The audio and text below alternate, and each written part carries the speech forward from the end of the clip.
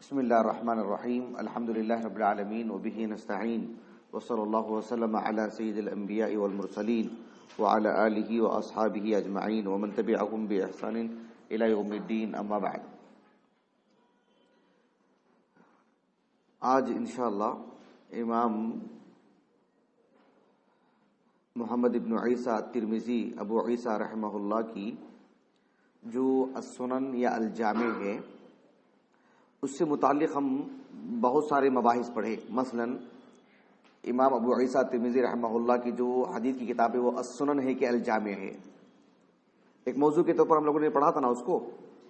اسی طرح سے یعنی امام ترمذی رحمہ اللہ کا منہج کیا ہے اپنی السنن میں، اس سے متعلق ہم لوگوں نے ایک درس پڑھا تھا۔ اسی طرح سے امام ابو عیسیٰ الترمذی رحمہ اللہ کے پاس ان کی جو السنن ہے اس میں جب وہ کسی حدیث کو ھذا حدیث حسن کہتے ہیں تو حسن ان کے پاس کس معنی میں ہے، اس کی تفصیل کیا ہے، وہ بھی ہم لوگوں نے ایک موضوع کے تحت پڑھا تھا۔ آج امام ابو عیسیٰ ترمذی رحمہ اللہ کی السنن پر لکھی گئی جو شروحات ہیں اس کا ایک تعارف، ان کی جو سنن پر لکھی گئی جو شروحات ہیں، اور یوں سمجھ لیجئے کہ سنن ترمذی پر کس کس طرز کا کام ہوا ہے۔ ایک کام یہ ہوا ہے شروحات کا، ایک کام یہ ہوا ہے مختصرات، یعنی مختصر بھی کیا گیا اس کو، جیسے صحیح بخاری صحیح مسلم کو مختصر کیا گیا ہے، جس طرح سے صحیحین پر استخراج کا کام ہوا ہے ویسے ہی سنن ترمذی پر بھی استخراج کا کام ہوا ہے۔ تو سنن ترمذی پر کس طرز کا کام ہوا ہے اور ایک تفصیلی دراسے کے بعد میں نے دیکھا کہ الحمدللہ بہت حد تک ہمارے پاس وہ چیزیں موجود ہیں، سوائے دو تین کے جو ہمارے پاس نہیں ہیں، ورنہ تقریباً چیزیں ہمارے پاس موجود ہیں۔ تو احادیث کی جو کتابیں ہیں، یعنی ہم جانتے ہیں کہ پہلی صدی ہجری میں ہی اللہ کے رسول صلی اللہ علیہ وسلم کا انتقال جو ہوا، پہلی صدی ہجری ہی میں، پہلی صدی ہجری کے اواخر تک احادیث کو اجزا کیا گیا، اکٹھا کیا گیا، احادیث لکھی گئی، بلکہ حکومتی سطح پر بھی کام کیا گیا، جیسے کہ اموی جو امراء تھے، خصوصاً عمر بن عبدالعزیز، وہ اکیلے نہیں، ان سے پہلے کے بھی نہایت علم دوست تھے، یہ شرعی علم سے والہانہ شغف تھا ان کو۔ انہوں نے رحمک اللہ، انہوں نے اہل علم کے ذریعے سے تفسیر اکٹھا کی، انہوں نے قرآن مجید کی احادیث اکٹھا کی، انہوں نے فقہی اعتبار سے جو ہے اکٹھا کیا انہوں نے مواد کو، اور سیرت رسول سے متعلق خوب کام کیا انہوں نے، وغیرہ وغیرہ۔ دوسری صدی ہجری میں تالیفات کا سلسلہ بھی عروج پر تھا، بڑی مقدار میں اہل علم نے کتابیں لکھی، وہ ہمارا موضوع نہیں ہے سرے سے۔ مجھے بتانا مقصود یہ ہے کہ جب یہ احادیث لکھی گئی، اور تیسری صدی تو سمجھ لیجیے کہ بالکل عروج، بالکل ایک فنی دور، تالیفات کی اگر بات کرتے ہیں، کتب ستہ کے مؤلفین دیکھ لیجیے، امام احمد بن حنبل وغیرہ وغیرہ، پچاسوں اور تنوع اور بہت ہی علمی انداز میں گہرائی کے ساتھ جو ہے تیسری صدی تو کتابی اعتبار سے جو ہے آسمان کو چھوتا دور ہے۔ لیکن یہ جو ساری کتابیں ہیں یہ سب متون نہیں ہیں، ان متون کی مکمل شرح کی اللہ سبحانہ و تعالیٰ نے اہل علم سے کام لیا۔ جب ساری چیزیں جو ہے متون کتابی شکل میں آ چکی ہیں، احادیث مدون ہو چکی ہیں، تو ایک نیا رخ آیا کہ جو ہے اس کی شروحات ہونی چاہیے۔ تو سب سے پہلے جو شارح تھے وہ ابو سلیمان حمد الخطابی رحمہ اللہ۔ امام خطابی رحمہ اللہ 388 ہجری سے وفات ہے، مجھے ابھی وہ نہیں بتانا ہے مجھے اس سلسلے میں۔ انہوں نے سب سے پہلے سنن ابی داؤد کی شرح کی کتب ستہ میں سے، معالم السنن کے نام سے، 3 جلدوں میں ہے میرے پاس، آپ لوگوں نے دیکھا ہوگا۔ پھر اس کے بعد جو ہے بعض طلبہ کی درخواست پر طلب پر آپ نے صحیح بخاری کی شرح لکھی اعلام السنن کے نام پر 2 جلدوں میں، جو میرے پاس موجود ہے الحمدللہ۔ تو گویا کہ چوتھی صدی ہجری کا جو آخری دور ہے، پہلے آپ شارح ہیں کتب ستہ کے اگر شرح کی بات کرتے ہیں، پھر اس کے بعد جو ہے 5ویں صدی ہجری کے آغاز میں اندلس کے ابو صفر یعنی وہب ابن صفرہ رحمہ اللہ، ابن ابی صفرہ رحمہ اللہ، انہوں نے 435 ہجری سے وفات ہے، صحیح بخاری کی شرح لکھی. پھر ابن بطال علی ابن خلف 440 پر 9 ہجری سے وفات ہے، انہوں نے صحیح بخاری کی شرح لکھی جو 10 جلدوں میں ہمارے پاس موجود ہے الحمدللہ. تو گویا کہ شرح کا ایک جو ہے مطلب انداز تھا لوگوں میں، اہل علم میں. کتب ستہ کی شروحات سے متعلق غیر معمولی کام کیا گیا. امام ابو عیسیٰ ترمذی رحمہ اللہ کی جو السنن ہے، ہم سب جانتے ہیں کہ مصطلح الحدیث کی اگر بات کرتے ہیں، علم الرجال کی اگر بات کرتے ہیں، حدیث کے صحت و ضعف سے متعلق اگر بات کرتے ہیں، فقہی پہلو سے اگر آپ دیکھنا چاہیں تو یعنی کتنا تفصیلی طور پر کام کرنا پڑے گا اس پر، ہے کہ نہیں؟ اندازہ لگائیے. ابھی تک بھی اردو زبان میں کوئی ٹھوس علمی جامع اور اس کے ہر پہلو پر کام کیا گیا ہو، مطلب یعنی میں سمجھتا ہوں اب تک کوئی ایسی شرح نہیں آئی ہے جو اس کا حق ادا کر سکے اردو زبان میں. لیکن اس کی بھی شروحات ہیں. لیکن سب سے پہلے جو شرح ہے جو علمی دنیا میں بہت مقبول ہے وہ ہے عارضۃ الاحوذی. عارضۃ الاحوذی بشرح صحیح الترمذی. وہ فی الحال ہمارے پاس موجود نہیں ہے. ابن عربی المالکی رحمہ اللہ کی یہ علماء اندلس میں سے ہیں، 540 پر 2 ہجری سے وفات ہے. مولانا عبد الرحمن مبارک پوری رحمہ اللہ جو سنن ترمذی کے ایک معروف شارح ہیں دنیا بھر میں، انہوں نے سنن ترمذی کی جو شرح لکھی تحفۃ الاحوذی کے نام سے، اس پر انہوں نے مستقل ایک مقدمہ بھی لکھا. اس مقدمے میں ایک مستقل عنوان جو ہے یعنی سنن ترمذی کی شروحات سے متعلق بھی ہے. سنن ترمذی کی شروحات سے متعلق بھی جو 9ویں فصل ہے، الفصل التاسع فی بیان شروح جامع الترمذی و تراجم مصنفیہ ہے. سنن ترمذی کے شارحین کون کون ہیں، شرح کا نام، شرح کا معنی مفہوم کے ساتھ ساتھ کس طرز کی شرح ہے، اس کا بھی آپ نے دراسہ کیا، اور وہ شارح کون ہیں ان کا بھی جو ہے انہوں نے تفصیل سے لکھا ہے. اس میں سب سے پہلی شرح کا جو انہوں نے ذکر کیا ہے وہ عارضۃ الاحوذی کا، جو ابو بکر ابن العربی المالکی رحمہ اللہ عارضۃ الاحوذی جو انہوں نے نام لکھا، جو اس کا نام دیا. حافظ جلال الدین السیوطی وہ بھی مکثرین میں سے ہیں جنہوں نے کثرت سے تالیف کی ہیں. سنن ترمذی پر بھی انہوں نے شرح لکھی، مجھے ابھی فی الحال وہ نہیں بتانا ہے. انہوں نے سنن ترمذی پر بھی ایک شرح لکھی، اس کا نام تھا قوت المقتدی، غذا سے المقتدی. المقتدی وہ جو ابھی غذا لینے والا ہے باب افتعال سے، یعنی گویا کہ حدیث جو سنن ترمذی ہے اس کو غذا چاہیے نا، گویا کہ اس کی شرح چاہیے اس کے متن کو سمجھنے کے لیے، یہ معنی اس کا قوت المقتدی. مولانا عبد الرحمن مبارک پوری رحمہ اللہ نے قوت المقتدی کے حوالے سے یعنی حافظ جلال الدین السیوطی کے حوالے سے لکھا کہ لا نعلم انه شرحه احد كاملا الا القاضي ابو بکر بن العربی فی کتابه عارضۃ الاحوذی، کہ سنن ترمذی کی جتنی بھی شروحات ہیں سوائے ابو بکر ابن العربی کے کسی اور نے مکمل شرح نہیں لکھی، یعنی مکمل دراسہ آغاز سے لے کر کے انتہا تک، سند پر بھی متن پر بھی. سند پر کام کچھ کم ہے لیکن متن پر بہت زیادہ ہے فقہی نقطہ نظر سے، اور وہ چونکہ فقہی اعتبار سے وہ مالکی ہیں تو وہی چیز غالب بھی رہی ہے.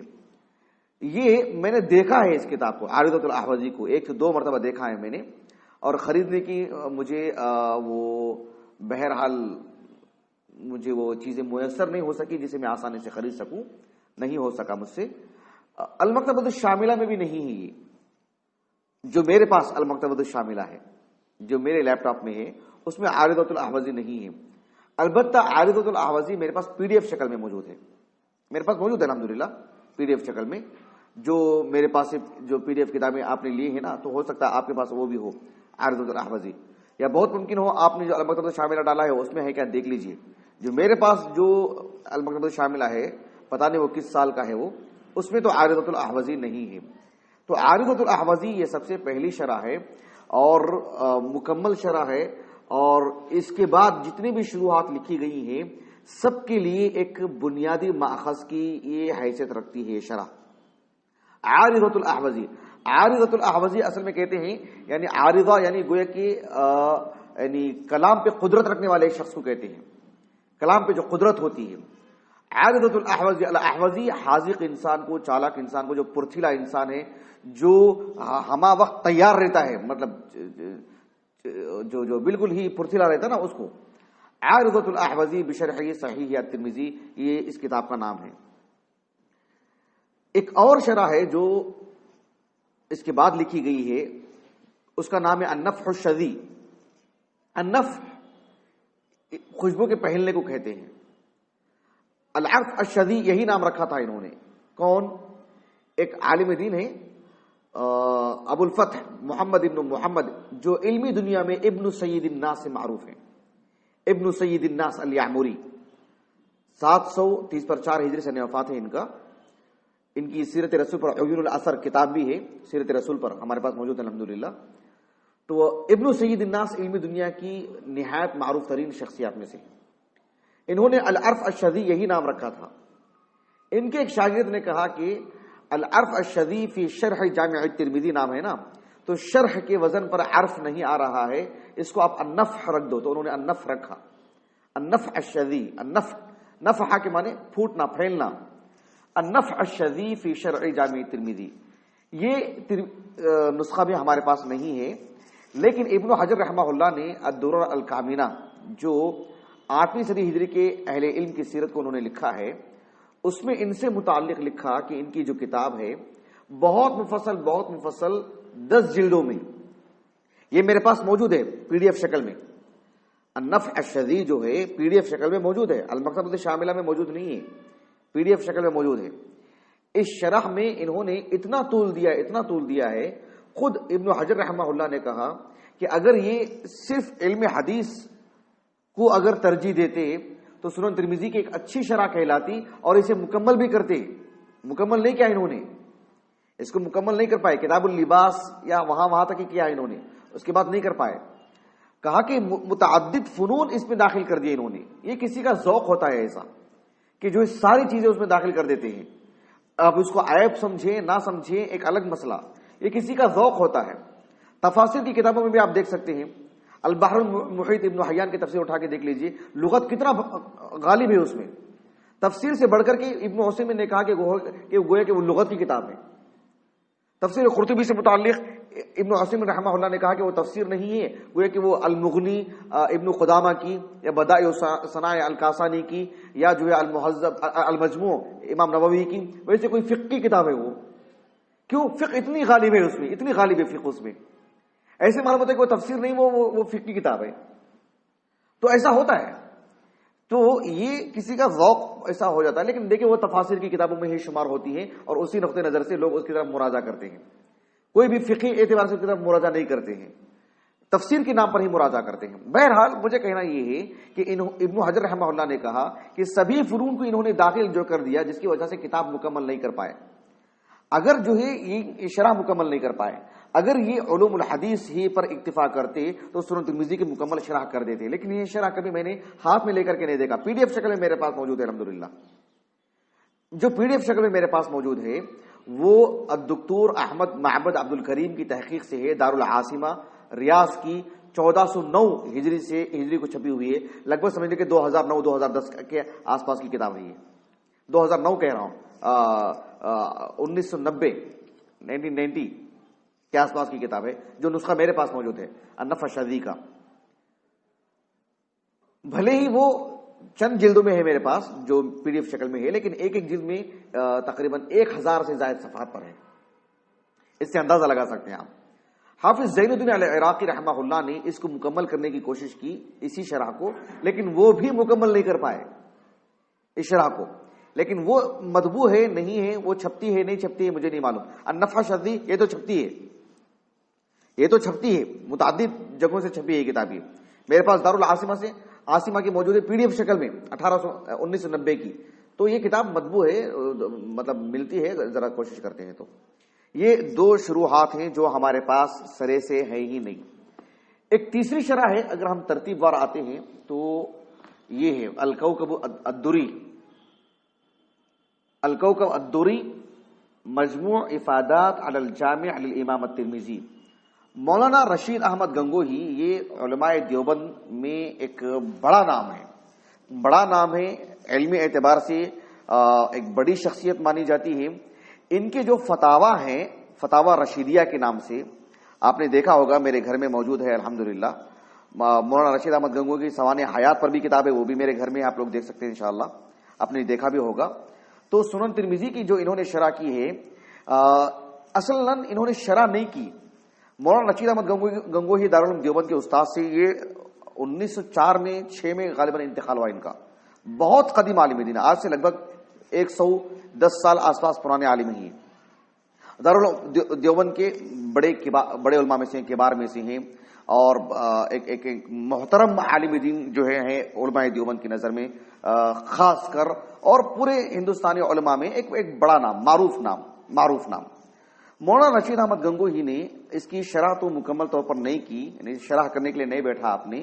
دوران تدریس جو آپ نے طلبہ کو جو املا کروایا نا، یعنی حدیث کی شرح میں کسی لفظ کا معنی یا فقہی اعتبار سے دو حدیثوں میں تعارض کو آپ نے اس کو دور کیا، یا چونکہ آپ حنفی ہیں تو کسی حدیث سے متعلق آپ نے مسئلہ بتایا کلاس میں، اور 1 سال نہیں پڑھائے نا، یہ برس پڑھائے نا. تو ان ساری معلومات کو اکٹھا کر کے بعد میں اسی لیے اس کا نام رکھا گیا مجموع افادات، یعنی 1 سال میں تیار کی گئی چیز نہیں ہے، چونکہ یہ زمانہ لگایا انہوں نے پڑھانے کے لیے.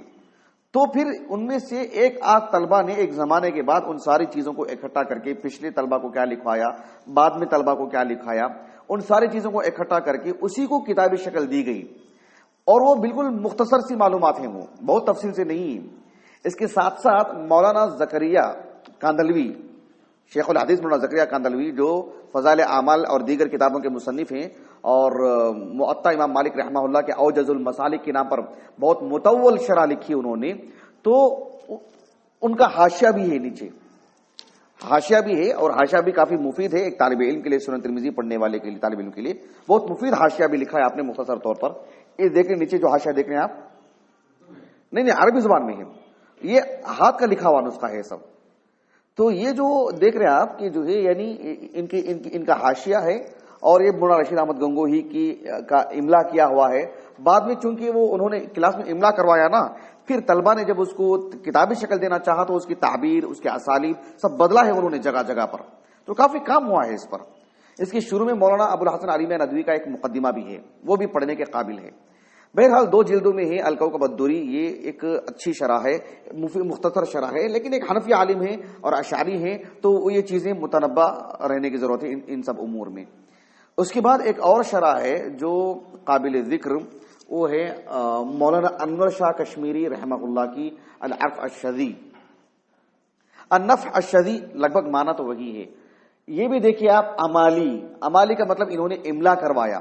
مولانا انور شاہ کشمیری کی زندگی کو جنہوں نے پڑھا ہے، جو آپ سے واقف ہیں، وہ سب اس بات کو جانتے ہیں کہ مولانا انور شاہ کشمیری رحمہ اللہ نے ایک زمانے تک دارالعلوم دیوبند میں تدریسی خدمات انجام دیتے رہے ہیں. پھر وہاں سے وہ نکل گئے، پھر جو ہے دیگر جگہوں میں گئے. بہرحال ایک عارضہ کی وجہ سے آپ کا انتقال ہوا، بواسیر وغیرہ کا مرض تھا آپ کو.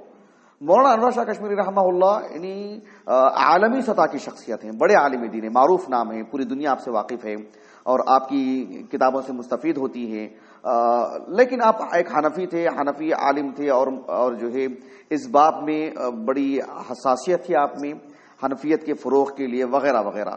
بہرحال آپ نے یہ ایک شرح نہیں کی ہے، آپ نے طلبہ کو جو املا کروایا ہے، آپ کے ایک شاگرد رشید مولانا چراغ علی رحمہ اللہ، انہوں نے اس کو اجزا کیا جو آپ نے لکھایا کرتے تھے، نوٹس لکھایا کرتے تھے. لیکن اس میں چونکہ کلاس میں لکھایا تھا نا، تو اس میں بہت ساری املا کی غلطیاں اور بہت ساری اسالیب اور تعبیر کی غلطیاں، پھر ترتیب غیر مرتب چیزیں. تو مولانا یوسف بن نوری، ابھی یہ جو ہے نا معارف السنن، ان کو یہ ذمہ داری دی گئی، یہ بھی بہت قدیم عالم دین ہے، ان کو یہ ذمہ داری دی گئی تھی کہ یہ العرف الشذی کی تصحیح کریں، اس کی غلطیوں کی تصحیح کریں، تعبیر کی تصحیح کریں، اس کو ایک ترتیب دیں، اس کو ایک شرح کے طور پر لکھیں، ایک کتابی شکل دیں. تو انہوں نے وہ تو کام کیا اس پر، لیکن وہ کام کرتے کرتے سنن ترمذی پر اتنی معلومات انہوں نے اکٹھا کر دی، انہوں نے اچھا کر دی کہ مستقل ان کی کتاب تیار ہو گئی، اس کی معارف السنن کے نام سے. بات واضح ہوئی آپ کو؟ جبکہ یہ اس کے لیے نہیں بیٹھے تھے کہ معارف السنن سنن ترمذی پر شرح لکھیں، لیکن یہ شرح مکمل نہیں ہے معارف السنن، اس پر ہم بات کریں گے انشاءاللہ. تو العرف الشذی اس پر جو ہے یہ ایک شرح ہے، طالب علم اس سے بھی مستغنی نہیں ہو سکتا، ضرور اس پر بھی ایک نظر ڈالنا چاہیے۔ ایک اور شرح جو ابھی میں بتا رہا تھا آپ کو، معارف السنن، جیسے کہ میں نے کہا کہ وہ دراصل العرف الشذی کی اغلاط کی تصحیح وغیرہ، مطلب نظر ثانی جسے کہتے ہیں، وہ کام کے مکلف تھے، لیکن اللہ تعالیٰ نے آپ سے ایک عظیم کام لیا۔ لیکن چونکہ ایک حنفی عالم ہیں تو فقہی مسائل میں، خاص کر جو امتیازی مسائل ہیں نماز سے متعلق، دیگر امور سے متعلق، تو آپ کا ایک نقطہ نظر ہے، آپ کا ایک موقف ہے، طالب علم اس سے واقف ہو، اہل علم کا احترام کرنا چاہیے، ان سے مستفید ہونا چاہیے، لیکن جو حق ہے اسی کو قبول کرنا چاہیے۔ بات واضح ہوگی آپ کو؟ جی، اس کا نام ہے معارف السنن، شرح سنن الترمذی، مولانا محمد یوسف بن نوری۔ یہ جو ہے یہ دیکھیں یہاں پر لکھا ہوا ہے، ہوا شرح الجامع الترمذی الف بضوء ما افادہ الحافظ الحجہ المحدث الکبیر امام العصر الشیخ محمد انور شاہ الکشمیری رحمہ اللہ۔ تو ان کے جو شاگرد رشید ہیں محمد یوسف بن نوری، یہ کراچی میں رہتے تھے، تو انہوں نے اصل میں اس کے لیے انہوں نے جو ہے مطلب کام کرنا شروع کیا، لیکن اللہ تعالیٰ نے آپ سے مستقل کام لے لیا، کتاب الحج تک ہی کام ہے، اس پہ مکمل کام نہیں ہو سکا۔ لیکن یہ سب تینوں حنفی عالم ہیں، اس سلسلے میں آپ کو متنبہ رہنا چاہیے، کیونکہ امتیازی مسائل میں ان کا اپنا ایک موقف ہے، وہ ہمارے پیش نظر رہنا چاہیے۔ یہ جو ترمذی کی شرح ہے تحفۃ الاحوذی بشرح الجامع الترمذی، یہ مولانا عبد الرحمن مبارک پوری کی جو شرح ہے سنن ترمذی پر، یہ عالمی سطح کی سب سے مقبول ترین شرح ہے، سب سے مقبول ترین شرح ہے اور سب سے مفصل شرح ہے۔ آپ نے اس میں یعنی سند پر بھی کام کیا، ایک ایک راوی کا دراسہ کیا، ایک ایک راوی پر آپ نے گفتگو کی، حدیث کی صحت و ضعف پر کام کیا، آپ نے متن پر مکمل کام کیا، شرح الغریب پر آپ نے کام کیا، آپ نے فقہی مسائل پر کام کیا، افادات بیان کیا، آپ نے فوائد ذکر کیا، آپ نے، اور جو ہے وفی الباب جب کہتے ہیں تو اس کا مکمل دراسہ کیا آپ نے، اس پر جو ہے ابھی تو الگ سے بھی کتاب آئی نا 2 جلدوں میں، جو اللباب سے متعلق مجھے یاد آیا کہ مولانا عبد الرحمن مبارک پوری رحمہ اللہ نے جو شروحات بیان کی ہیں، اس میں ابن حجر کے نام سے لکھا ہے کہ ابن حجر رحمہ اللہ نے بھی اللباب فی شرح قول الترمذی وفی الباب، ابن حجر نے بھی لکھا ہے، اور کہا کہ ابن حجر نے اس پر بہت اچھا کام کیا ہے، ایسا لکھا مولانا عبد الرحمن مبارک پوری رحمہ اللہ نے۔ لیکن جو ہے بہرحال وہ چیز میں نے نیٹ پہ بھی تلاش کیا، مجھے وہ چیز نہیں مل پا رہی، لیکن مولانا عبد الرحمن مبارک پوری رحمہ اللہ نے الگ سے تو کام نہیں کیا، سنن ترمذی کی شرح میں ہی کام کیا، لیکن اسے الگ کیا گیا ہے، ابھی علیحدہ کیا گیا اس کو، لیکن حافظ ابن حجر رحمہ اللہ نے تو مستقل کام کیا اس پر، وہ چیز ہمارے پاس موجود نہیں ہے۔ تو یہ تحفۃ الاحوذی کی یہ جو درس ترمذی دیکھ رہے ہیں آپ، یہ بھی سنن ترمذی کی شرح ہے، اس پر ہم بعد میں بات کرتے ہیں انشاءاللہ۔ اس کے مقدمے میں یہ بھی جسٹس تقی عثمانی حافظہ اللہ نے لکھا نہیں اس کو، انہوں نے بھی کلاس میں جو بتایا ہے اس کو کہتے ہیں تقریر۔ کیا کہتے ہیں؟ تقریر۔ یعنی تقریر کا مطلب یہ ہے کہ جسے املا کروایا، کلاس میں سمجھایا، بتایا وغیرہ۔ تو اس کے جو تیار کیا ہے اس نسخے کو، یعنی ان معلومات کو جو اکٹھا کیے جو صاحب ہیں، انہوں نے یعنی مولانا رشید اشرف سیفی نے مقدمے میں اس کی شروحات بتاتے ہوئے کہ سنن ترمذی کی کیا کیا شروحات ہیں، تحفۃ الاحوذی کا ذکر کیا، اور اس سے خوب مستفید ہوئے وہ اس شرح سے، اس کے مقدمے سے، کیونکہ مولانا عبد الرحمن مبارک پوری رحمہ اللہ نے مستقل ایک مقدمہ ہی الگ سے لکھا، سمجھ رہے ہیں آپ؟ اتنا جاندار، اتنا جامع مقدمہ ہے اور اتنا وسیع مفصل مقدمہ ہے کہ خود انہوں نے مولانا یہ جو یعنی رشید اشرف سیفی ہیں، انہوں نے اس کے مقدمے کی پڑھنے کی تلقین کی، کہا کہ اس کی طرف رجوع کریں۔ دلچسپ بات کیا ہے، کہا کہ مولانا عبد الرحمن مبارک پوری رحمہ اللہ چونکہ ایک اہل حدیث عالم ہے اور آپ نے احناف کی خوب تردید کی ہے اور کبھی کبھار انصاف کے حدود سے تجاوز بھی کر دیا ہے ان کے الفاظ میں، تو میں کیا کہنا چاہ رہا ہوں کہ اتنی عظیم، اتنی اچھی شرح ہے یہ کہ اس کے باوجود بھی انہوں نے کہا کہ حنفیہ پر جو ان کی تردید ہے اگر اس کو نکال دیا جائے تو یہ سب سے اچھی شرح ہوگی، ایسے لکھا انہوں نے، بڑی دیانتداری سے بات کہہ رہا ہوں۔ تو یہ کہنے کا مقصود کیا ہے مجھے کہ ایک بہترین شرح ہے یہ، کیونکہ ہر پہلو پر کام کیا گیا ہے اس میں، اور اتنا مفصل کام کیا گیا ہے کہ طالب علم ایک طرح سے بے نیاز ہو جاتا ہے سنن ترمذی کی اب تک کی اتنی مفصل، اتنی علمی، اتنی وسیع شرح، مطلب عالمی سطح پر نہیں ہے، مطلب اس جو اتحاف الطالب، اس پر ہم بعد میں بات کریں گے، یہ تو اور زیادہ آگے نکل چکی ہے اب تک کے اعتبار سے، چونکہ ان کا بھی انتقال ہو کر کے تقریباً 100 سال ہونے جا رہے ہیں، 1935 میں انتقال ہوا مولانا عبد الرحمن مبارک پوری کا رحمہ اللہ۔ تو یہ ایک عظیم شرح ہے۔ اسی طرح سے ایک دلچسپ بات یہ ہے کہ حافظ ابن حجر رحمہ اللہ نے صحیح بخاری کی شرح کرتے ہوئے فتح الباری میں، صحیح بخاری میں ایک کتاب ہے کتاب الوضو، صحیح بخاری میں ایک کتاب ہے کتاب الوضو، اور اس میں امام بخاری رحمہ اللہ نے ایک باب قائم کیا ہے کہ باب البول عند سباطۃ قوم، جہاں کوڑا کرکٹ ڈالا جاتا ہے نا، وہاں طہارت کے لیے ایک آدمی کا جانا، باب البول عند سباطۃ قوم۔ تو اللہ کے رسول صلی اللہ علیہ وسلم نے عند الضرورہ، حالت قیام میں کھڑے ہو کر کے آپ نے طہارت کی نہیں کی، اس مسئلے کو لے کر کے 1 سے 3-4 باب امام بخاری نے باب قائم کیے۔ ابن حجر نے بہت مفصل لکھا۔ ابن حجر رحمہ اللہ نے وہاں ایک بات لکھی ہے جو اس سے مجھے آپ کو بتانا ہے کہ ابن حجر نے لکھا کہ اللہ کے رسول صلی اللہ علیہ وسلم نے ضرورت پر کھڑے ہو کر کے طہارت بھی کی ہے، اور منع تو آپ سے ثابت نہیں ہے۔ مطلب وہ تفصیل سے لکھا ہے اس کو۔ جو میرے موضوع سے متعلق بات یہ کہ ابن حجر نے لکھا وَلَمْ يَثْبُتْ عَنِ النَّبِيِّ صلی اللہ علیہ وسلم فِي النَّهْيِ عَنْهُ شَيْءٌ، فِي النَّهْيِ عَنْهُ أي عن عن قیام البول، فِي النَّهْيِ عَنْهُ شَيْءٌ كما بينته في أوائل شرح الترمذی، كما بينته في أوائل شرح الترمذی، سنن ترمذی کی شرح کے اوائل میں نے اس کو تفصیل سے لکھ دیا ہے، ابن حجر نے کہا۔ تو گویا کہ ابن حجر نے بھی سنن ترمذی پر شرح لکھی ہے، لیکن درس ترمذی کے جو مرتب ہیں مولانا رشید اشرف سیفی، انہوں نے لکھا کہ یہ شرح نایاب ہے، یہ شرح نایاب ہے، اور میں نے بھی نیٹ پر تلاش کی تو وہ شرح مجھے نہیں مل پا رہی ہے۔ اور دلچسپ بات یہ ہے کہ یہ نایاب ہونے کی دلیل کہ ہمارے پاس جو فتح الباری کا جو ابھی نیا نسخہ ہے شیخ برا کی تحقیق کا، اس میں ابن حجر جس کتاب کا بھی حوالہ دیتے ہیں اس کو وہ ابن حجر تو صرف اتنا ہی لکھتے ہیں نا کہ قال ابن بطال، لیکن ابن بطال نے کہاں جلد نمبر 1 صفحہ نمبر 1، وہ تھوڑے نہ لکھتے ابن حجر، وہ تو محقق نے لکھا ہے نا، جو معلق ہے انہوں نے لکھا ہے نا۔ تو جب سنن ترمذی کی شرح کا حوالہ دیا تو اس پر انہوں نے کوئی تعلیق نہیں چڑھائی، گویا کہ ان کے پاس بھی یہ کتاب نہیں ہے جو ابن حجر رحمہ اللہ کی ترمذی کی جو شرح، یہ کہنا چاہ رہا ہوں میں آپ کو، واللہ اعلم۔ حافظ جلال الدین السیوطی رحمہ اللہ نے بھی قوت المقتضی علی جامع الترمذی شرح لکھی ہے، لیکن یہ شرح مجھے کہیں دیکھنے کو نہیں ملی، اور اس کا ذکر جس نے بھی سنن ترمذی کی شرح کی ہے جلال الدین السیوطی رحمہ اللہ کے بعد سبوں نے اس شرح کا ذکر کیا ہے، واللہ اعلم۔ مجھے ایسے لگتا ہے کہ حافظ جلال الدین السیوطی کا جو انداز ہے شروحات لکھنے کا، وہ مفصل نہیں لکھتے ہیں، مختصرا نہیں لکھتے ہیں، تو مطلب خاص کر شرح الغریب میں یا روات سے متعلق یا کسی مطلب اس تناظر میں اس کا حوالہ شاید دیا جاتا ہو، واللہ اعلم۔ مجھے کبھی شرح دیکھنے کا موقع نہیں مل پایا۔ یہ جو درس ترمذی ہے یہ ایک سلجھے ہوئے سنجیدہ عالمی سطح کی ایک معروف شخصیت وسیع العلم مولانا جسٹس تقی عثمانی حفظہ اللہ، جو مفتی اعظم مولانا مفتی شفیع رحمہ اللہ کے فرزند ہیں، انہوں نے جو کراچی دارالعلوم کراچی، جس میں زمانے سے وہ تدریسی خدمت انجام دے رہے ہیں، عالمی سطح کی شخصیت ہیں، تو اس کو ایکجا کیا گیا ہے، جو آپ نے سال ہا سال پڑھایا ہے اس کو ایکجا کیا گیا ہے۔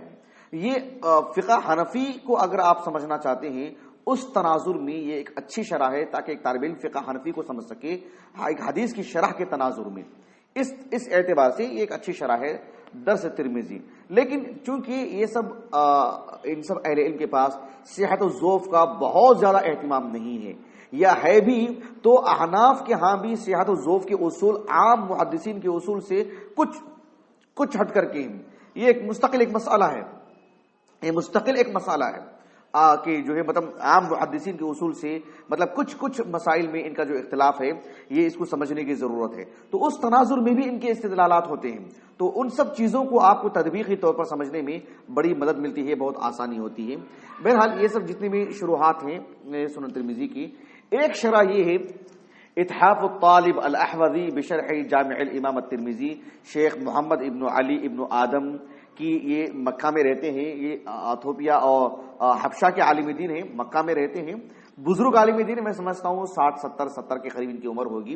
انہوں نے صحیح مسلم کی شرح لکھی لگ بھگ 35 جلدوں میں، سنن نسائی کی شرح لکھی لگ بھگ 40 جلدوں میں، وہ میرے پاس موجود ہے PDF شکل میں الحمدللہ، ذخیرۃ العقبہ کے نام سے 40 جلدوں میں سنن نسائی کی شرح، اتنی مفصل یہ سنن ترمذی کی شرح ہے۔ میرے ساتھ ایک طرح کا دھوکہ ہوا سمجھ لیجئے، یا یہ نادانی ہو گئی ہماری کہ 10 11 12 یہ جلد لے کر آ گیا، میں نمبر بھی دیکھا نہیں، میں نے سمجھا کہ 3 جلدوں میں ہے، اور اس کو بہت پہلے میں فوٹو میں دیکھا تھا میں اس کو، اور دکان والے نے بھی وہ ایک ہی پیک اٹھا کے دے دیا جس میں 3 ہی تھے. کیا وہ اس کو ایسے ہی فروخت کیا جاتا ہے یا وہ ایسے ہی مجھے دے دیا ہے، واللہ عالم. اور اس نے دیتے ہوئے بھی اس میں لکھا ہوا ہے کہ 10 11 12 یہی جلدیں ہم دے رہے ہیں ان کو، یہ لکھ کر کے دیا ہے اس نے مجھے. اس کا مطلب کیا یہ ایسے ہی فروخت کیا جاتا ہے، واللہ عالم، یا بچا ہوا تھا اس کے پاس یہ نسخہ یا بے ترتیبی ہو گئی تھی. میں نے سمجھا کہ 3 جلدوں میں ہی ہیں، آ کر کے دیکھ رہا ہوں اس میں مقدمہ ہے ہی نہیں. بہرحال جو کتاب الزکات میں پڑھا رہا ہوں آپ کو، اس میں آدھا حصہ اس میں موجود ہے، آدھا حصہ نہیں. کتاب الصلاۃ تو ہے ہی نہیں اس میں. تو یہ جو شرح ہے آپ دیکھیں گے کہ طالب علم کو غیر معمولی انتہائی درجے کا کس کا انتہائی درجے کا صبر چاہیے اس شرح کو پڑھنے کے لیے، تب جا کر کے وہ مالا مال ہوگا، بے نیاز ہوگا. جس طالب علم میں عجلت ہو، صبر نہ ہو، وہ یہ شرح نہیں پڑھ سکتا، یقینی بات ہے. مولانا عبد الرحمن مبارک پوری کو اب تک ہم سمجھتے تھے کہ ان کی شرح کو پڑھنے کے لیے ذرا صبر چاہیے، لیکن یہ پڑھنے کے بعد لگ رہا ہے کہ یہ ایک غیر معمولی صبر چاہیے. میں نے کہا نا، انتہائی درجے کا صابر طالب علم ہو وہی اس شرح کو پڑھ سکتا ہے، اور پھر اس کے بعد وہ بے حد مالا مال ہوگا. لیکن بہرحال یہ افسوسناک بات ہے کہ یہ شرح ہمارے پاس مکمل نہیں ہے. قدر اللہ ما شاء فعل. اور میرا اللہ تعالیٰ پر قوی یقین ہے اور حسن ظن ہے اللہ تعالیٰ پر کہ اللہ تعالیٰ مجھے یہ شرح مکمل ضرور عطا کریں گے. نہ ایک ہی عطا کریں گے اللہ تعالیٰ انشاءاللہ، صحیح مسلم کی اور سنن نسائی پر ہے، اللہ وہ بھی مجھے عطا کریں گے انشاءاللہ. یہ ایک کتاب ہے میرے پاس، مختصر الاحکام، میں نے مستخرج الطوسی علی جامع الترمذی، یعنی جس طرح سے صحیح مسلم صحیح بخاری پر استخراج کا کام ہوا ہے، ویسے ہی المستخرج مستقل ایک فن ہے. آپ دیکھیں اس کو تو اس کے کئی فوائد ہیں استخراج کے، جو المستخرجات جو ہوتے ہیں اس کے متعدد فوائد ہیں ان کتابوں کی. تو یہ ایک مستخرج ہے، قدیم عالم دین 312 ہجری سے وفات ہے ان کا، ابو علی الحسن ابن علی ابن نصر الطوسی. آپ کو معلوم ہے فضل سال اول میں ایک کتاب پڑھائی جاتی ہے تخریج پر، ارشاد النبیل پڑھائی جاتی ہے، پتہ ہے آپ لوگوں کو؟ جی آئندہ سال پڑھیں گے آپ لوگ فضل اول میں. مجھے یہ کہنا تھا آپ سے کہ اس کتاب کے جو مؤلف ہیں ڈاکٹر اقبال بسکوہری، انہوں نے المستخرجات کا جب ذکر کیا تو سنن ترمذی پر لکھی گئی المستخرج اس کتاب کا ذکر کیا اور کہا کہ مجھے نہیں معلوم کہ یہ کتاب مطبوع ہے کہ نہیں ہے. انہوں نے ایسے لکھا، سمجھ رہے ہیں؟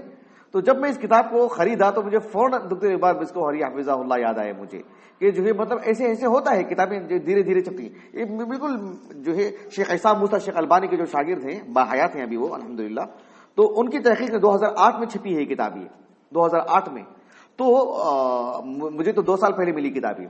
تو انہوں نے لکھا تھا کہ جو ہے یہ کتاب جو ہے مطلب چھپی ہے نہیں چھپی ہے، مطبوع ہے نہیں مطبوع ہے، دوبارہ جا کے دیکھ لیں نئے نسخے میں کیا ابھی تک وہ بات باقی ہے یا شیخ کے پاس وہ کتاب آ چکی ہے. نظر ثانی کر کے انہوں نے جو ہے دوبارہ جب طباعت کی تو نیچے حاشیے میں لکھا ہو کہ ہاں یہ کتاب چھپ چکی ہے، یا شیخ ہنوز ابھی اسی پر قائم ہے کہ ان کی اب تک یہ علم میں بات نہیں آئی ہو. بہرحال ایسا ہوتا ہے، ہم بڑے بڑے علماء سے جو ہے کتابیں کیونکہ چھپتی نہیں ہیں، آتی نہیں ہیں، تو ان کے علم میں بات نہیں ہوتی جب تصنیف و تالیف کا کام کرتے ہیں کہ جب کہتے ہیں.